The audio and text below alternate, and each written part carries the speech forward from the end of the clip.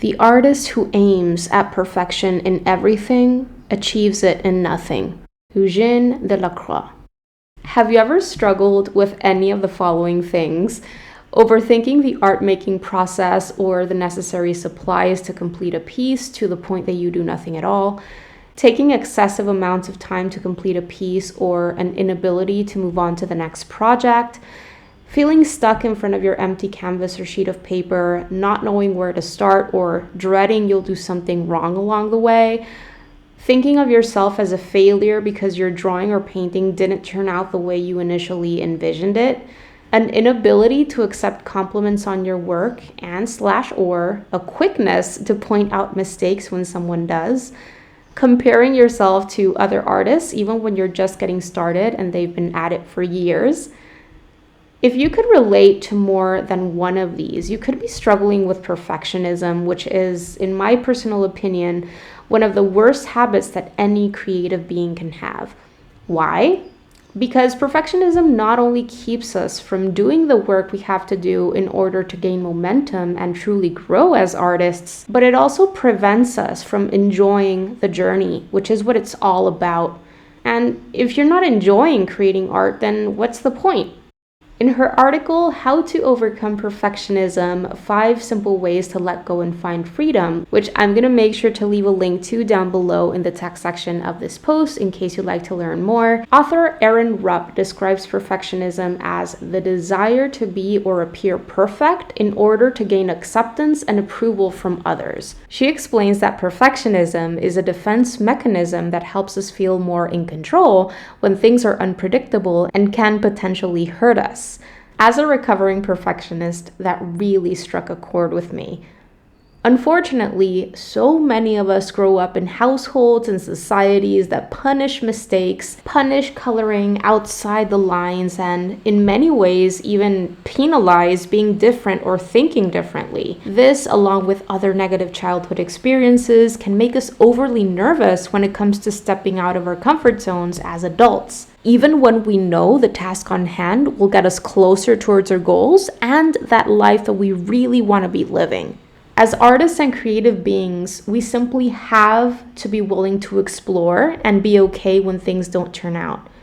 Not only willing, but enthusiastic about tackling new challenges, because this is how discoveries, growth, and evolution come. One of the most important things that I've learned as I've continued working on my art over the years is that quote unquote failures are simply part of the journey. I realized that those pieces that I've produced that I've been really proud of simply wouldn't have happened if I hadn't produced lots of duds beforehand. Though there's definitely a lot of inner work involved with truly overcoming deep perfectionistic tendencies, there are a few things that have allowed me to keep pushing forward towards my artistic goals, even when those thoughts and feelings come up. And today I wanted to share my 5 main tips with you that have helped me tremendously with overcoming my own perfectionism. So here they are, 5 tips to overcome perfectionism as an artist. Number 1, learn to value the process over the final product. Perfectionist artists usually give most of the importance to the final product as opposed to the creative process, which is where the discoveries and the growth actually take place. If you're anxious throughout the entire process or are always rushing to finish or are only interested in creating a perfect masterpiece, which by the way, perfect doesn't exist, but take a moment to ask yourself why this is. Why are you pressuring yourself in this way?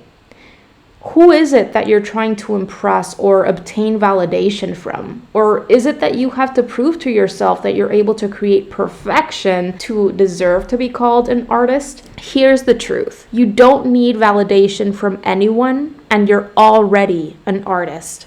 Tip number 2, adopt a growth mindset. Adopting a growth mindset has been absolutely instrumental, not only in my artistic development, but in any success I've had as an artist so far.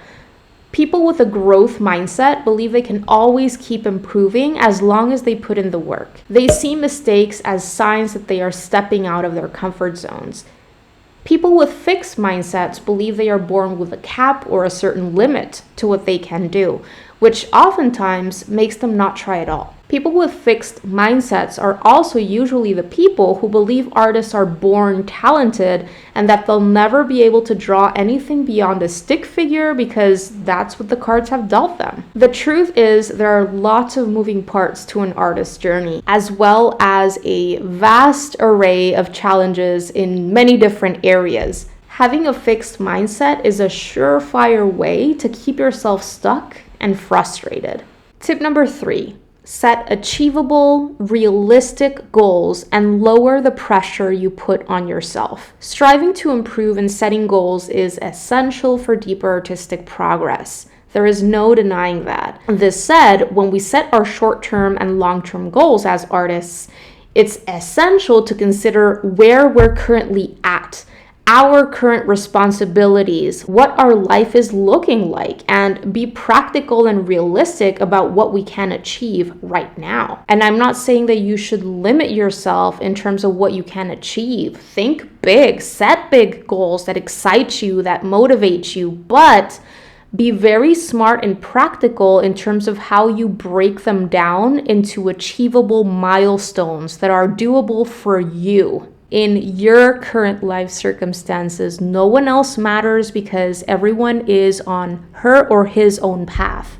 Taking on too much can cause overwhelm, burnout, and disappointment when you don't meet your goals. Learning how to set goals as an artist is very important. It's definitely a process that is honed over time and improved over time. Some time ago, I shared part of this workshop that I created for my Patreon community for free here on YouTube, in which I explained how I set SMART goals as an artist, as well as my entire goal setting process that has enabled me to continue making progress towards my goals. In that workshop, I also share essential tips on time management that I've learned, which have really helped me increase my productivity and also protect my energy so that I can be happier along the way. I'll make sure to leave a link to that video down below in the description box in case you'd like to go and check it out. I also have a video on what to do if you're overwhelmed with too many ideas and projects that you want to work on, which I'll also link to down below. So I have you covered, my friend. All right, moving on to tip number 4. Focus on the positives. It's well known that as human beings, we have this negativity bias.